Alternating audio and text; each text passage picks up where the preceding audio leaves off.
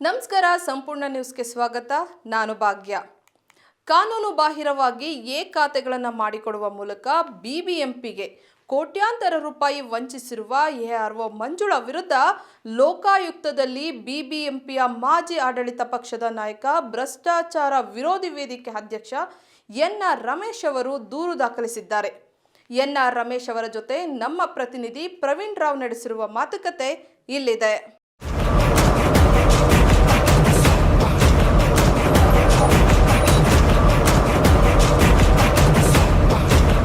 ಭ್ರಷ್ಟ ರಾಜಕಾರಣಿಗಳ ವಿರುದ್ಧ, ಭ್ರಷ್ಟ ಅಧಿಕಾರಿಗಳ ವಿರುದ್ಧ, ಸರ್ಕಾರಿ ನೆಲೆಗಳ್ಳರ ವಿರುದ್ಧ ನಿರಂತರವಾಗಿರ್ತಕ್ಕಂಥ ಹೋರಾಟ, ಅದರಲ್ಲೂ ಕಾನೂನು ಹೋರಾಟಗಳನ್ನ ಮಾಡಿಕೊಂಡು ಬಂದಿರುವಂತಹ ಬಿಬಿಎಂಪಿಯ ಮಾಜಿ ಆಡಳಿತ ಪಕ್ಷದ ನಾಯಕ ಮತ್ತು ಭ್ರಷ್ಟಾಚಾರ ವಿರೋಧಿ ವೇದಿಕೆಯ ಅಧ್ಯಕ್ಷರಾಗಿರುವಂತಹ ಎನ್ಆರ್ ರಮೇಶ್ ಅವರು ಇವತ್ತು ಕೂಡ ಒಂದು ಪ್ರಕರಣವನ್ನ, ಬೃಹತ್ ಪ್ರಕರಣವನ್ನ ಇವತ್ತು ಲೋಕಾಯುಕ್ತಕ್ಕೆ ದೂರನ್ನ ಕೊಟ್ಟಿದ್ದಾರೆ. ನಮ್ ಜೊತೆ ಎನ್ಆರ್ ರಮೇಶ್ ಅವರು ಇದ್ದಾರೆ. ಅವರು ಏನ್ ಹೇಳ್ತಾರೆ ಸರ್, ಏನಿದು ಯಾರೋ ವಿರುದ್ಧ ಒಂದು ಕಂಪ್ಲೇಂಟ್ ಅನ್ನ ದಾಖಲು ಮಾಡಿದ್ರಿ, ಕೋಟಿಗಟ್ಟಲೆ ಹಗರಣ ನಡೆದಿದೆ ಅಂತ, ಏನಿದು ಪ್ರಕರಣ? ವಿಶೇಷವಾಗಿ ಈ ಹಿಂದಿನ ಆರ್.ಆರ್. ನಗರ ವಲಯ, ಮಹದೇವಪುರ, ದಾಸರಹಳ್ಳಿ, ಯಲಹಂಕ ಮತ್ತು ಮಹದೇವಪುರ ವಲಯಗಳಲ್ಲಿ, ಬೊಮ್ಮನಹಳ್ಳಿ ವಲಯಗಳಲ್ಲಿ ವ್ಯಾಪಕ ಪ್ರಮಾಣದ ಕಂದಾಯ ಇಲಾಖೆ ಭ್ರಷ್ಟಾಚಾರ ಪ್ರಕರಣ ನಡೆದಿರ್ತಕ್ಕಂಥದ್ದು. ಖಾತೆಗಳನ್ನು ಮಾಡಲೇಬಾರದು ಅನ್ನೋ ಸಂದರ್ಭದಲ್ಲಿ ಬಿ ಖಾತೆ ಮಾತ್ರ ಮಾಡಬೇಕಾಗಿರ್ತಕ್ಕಂಥ 2.5 ಲಕ್ಷಕ್ಕೂ ಹೆಚ್ಚು ಸ್ವತ್ತುಗಳಿಗೆ ಖಾತೆಗಳನ್ನು ಮಾಡಿರ್ತಕ್ಕಂಥ ಪ್ರಕರಣಗಳು ನಾನು ದಾಖಲೆಗಳು ಸಹಿತ ಬಯಲಿಗೆಳೆಯುವಂಥ ಕೆಲಸ ಮಾಡಿದ್ದೆ. ಇಲ್ಲಿ ಇವತ್ತು ನಾನು ಯಶವಂತಪುರ ವಿಧಾನಸಭಾ ಕ್ಷೇತ್ರದ ಹೇರೋಹಳ್ಳಿ ವಾರ್ಡಿನ ವಾರ್ಡ್ ನಂಬರ್ 72, ಹೇರೋಹಳ್ಳಿ ವಾರ್ಡಿನ ಹೇರೋಹಳ್ಳಿ ಗ್ರಾಮದ ಸರ್ವೆ ನಂಬರ್ 56/1 4 ಎಕರೆ 20 ಗುಂಟೆ ವಿಸ್ತೀರ್ಣದ ಸ್ವತ್ತಿನಲ್ಲಿ ಅಶ್ವಥ್ ಅನ್ನೋ ಒಬ್ಬ ವ್ಯಕ್ತಿ, ಶಾಸಕ ಮಾಜಿ ಸಚಿವ ಎಸ್ ಟಿ ಸೋಮಶೇಖರ್ ಅವರ ಅತ್ಯಾಪ್ತ, ಅನಧಿಕೃತ ಬಡಾವಣೆಯನ್ನು ನಿರ್ಮಾಣ ಮಾಡಿದ್ದಾರೆ. ಗಂಗಯ್ಯ ಅನ್ನೋರ ಮಾಲೀಕತ್ವಕ್ಕೆ ಸೇರಿದಂಥ ಈ ಸ್ವತ್ತು, ಗಂಗಯ್ಯನವರು ನಿಧನ ನಂತರ ಮದುವೆ ಆಗಲಿಲ್ಲ. ಗಂಗಯ್ಯನವ್ರಿಗೆ ಮದುವೆ ಆಗದೆ ಇದ್ರು.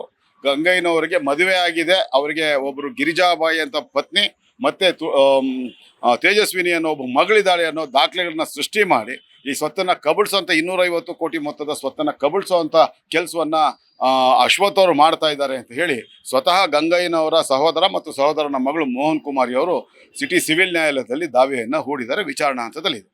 ಈ ರೀತಿ ವಿಚಾರಣಾ ಹಂತದಲ್ಲಿರ್ತಕ್ಕಂಥ ಒಂದು ಸ್ವತ್ತು ಬೆಂಗಳೂರು ಅಭಿವೃದ್ಧಿ ಪ್ರಾಧಿಕಾರದ ಬಡಾವಣೆಗೆ ಹೊಂದಿಕೊಂಡಿರ್ತಕ್ಕಂಥ ಈ ಒಂದು ಅನಧಿಕೃತ ಬಡಾವಣೆ ಬೆಂಗಳೂರು ಅಭಿವೃದ್ಧಿ ಪ್ರಾಧಿಕಾರದಿಂದ ನಕ್ಷೆ ಮಂಜೂರಾತಿಯನ್ನು ಪಡೆದೆ ಇರ್ತಕ್ಕಂಥ ನಿರ್ಮಾಣ ಮಾಡಿರ್ತಕ್ಕಂಥ ಬಡಾವಣೆ ಪಹಣಿ ಲೆಕ್ಕದಲ್ಲಿ, ಅಂದರೆ ಎಕರೆ ಲೆಕ್ಕದಲ್ಲಿ ಇರತಕ್ಕಂಥ ಈ ಸ್ವತ್ತುಗಳಿಗೆ ಇಂಡಿವಿಜುವಲ್ ಖಾತೆಗಳನ್ನು ಮಾಡಲಿಕ್ಕೆ ಬರಲ್ಲ. ಶುದ್ಧ ಕ್ರಯ ಪತ್ರಗಳು ಆಗದೆ ಇರತಕ್ಕಂಥ ಈ ಒಂದು ಸ್ವತ್ತುಗಳಿಗೆ ಖಾತೆಗಳನ್ನು ಮಾಡಲಿಕ್ಕೆ ಬರೋದೇ ಇಲ್ಲ.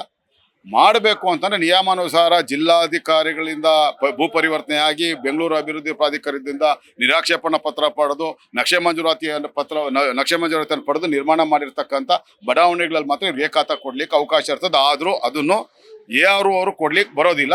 ARO ಅವರು ತಮ್ಮ ಮೇಲಧಿಕಾರಿಗಳಾಗಿರ್ತಕ್ಕಂಥ ಉಪಾಯುಕ್ತರು, ಜಂಟಿ ಆಯುಕ್ತರು ಮತ್ತೆ ಆಯಾ ಕಾರ್ಪೊರೇಷನ್ಗಳಿರ್ತಕ್ಕಂಥ ಅಪರ ಆಯುಕ್ತರು ಕಂದಾಯ ಇರಿದೆ, ಅವರ ಅನುಮೋದನೆಯನ್ನು ಪಡ್ಕೊಂಡು ಇವರು ಖಾತೆಗಳನ್ನು ಮಾಡಬೇಕಾಗಿರ್ತಕ್ಕಂಥದ್ದು. ಅದಕ್ಕೆ ಮುಂಚೆ ಸುಧಾರಣಾ ಶುಲ್ಕವನ್ನು ನಿಗದಿತ ಪ್ರಮಾಣದ ಸುಧಾರಣಾ ಶುಲ್ಕ ಬೆಟರ್ಮೆಂಟ್ ಚಾರ್ಜನ್ನು ಎಲ್ಲ ಸರಿಯಾಗಿದ್ದರೆ ದಾಖಲೆಗಳು ಅವಾಗ ಕಟ್ಟಿಸ್ಕೊಂಡು ಕೊಡಬೇಕಾಗಿರುವಂಥದ್ದು. ಸುಮಾರು 7-8 ಕೋಟಿ ರೂಪಾಯಿಗಳಷ್ಟು ಸುಧಾರಣಾ ಶುಲ್ಕವನ್ನು ಎಲ್ಲವೂ ಸರಿ ಇದ್ದಿದ್ರೆ, ದಾಖಲೆಗಳು ಸರಿ ಇದ್ದರೆ ಕಟ್ಟಿಸ್ಕೊಂಡು ಕೊಡಬೇಕಾಗಿದ್ದಂತೆ ಈ ಒಂದು 50 ಸ್ವತ್ತುಗಳಿಗೆ 2 ಕೋಟಿ ರೂಪಾಯಿಗೂ ಹೆಚ್ಚು ಹಣವನ್ನು ಭ್ರಷ್ಟಾಚಾರದ ಲಂಚದ ರೂಪದಲ್ಲಿ ಪಡ್ಕೊಂಡು ಪರಮ ಭ್ರಷ್ಟ ARO ಅನ್ನೋ ಕುಖ್ಯಾತಿಗೆ ಪಾತ್ರವಾಗಿರ್ತಕ್ಕಂಥ ಮಂಜುಳಾರವರು ಹೇರೋಹಳ್ಳಿ ಉಪವಿಭಾಗದ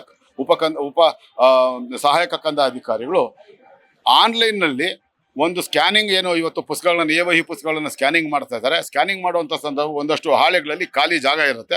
ಆ ಖಾಲಿ ಇರ್ತಕ್ಕಂಥ ಜಾಗಗಳಲ್ಲಿ ಆ ಎಡಿಟ್ ಅನ್ನೋ ಆಪ್ಷನ್ನ ಬಳಸಿ ಕ್ವಾಲಿಟಿ ಚೆಕಿಂಗ್ ಅಂತ ಹೇಳಿ ಆ ಕ್ವಾಲಿಟಿ ಚೆಕಿಂಗ್ ಅಂತಂದರೆ ಗುಣಮಟ್ಟದ ಪರಿಶೀಲನೆ ಕಾರ್ಯವನ್ನು ಮಾಡೋ ಅವಕಾಶ ಕೇವಲ ARO ಮಾತ್ರ ಇರ್ತದೆ.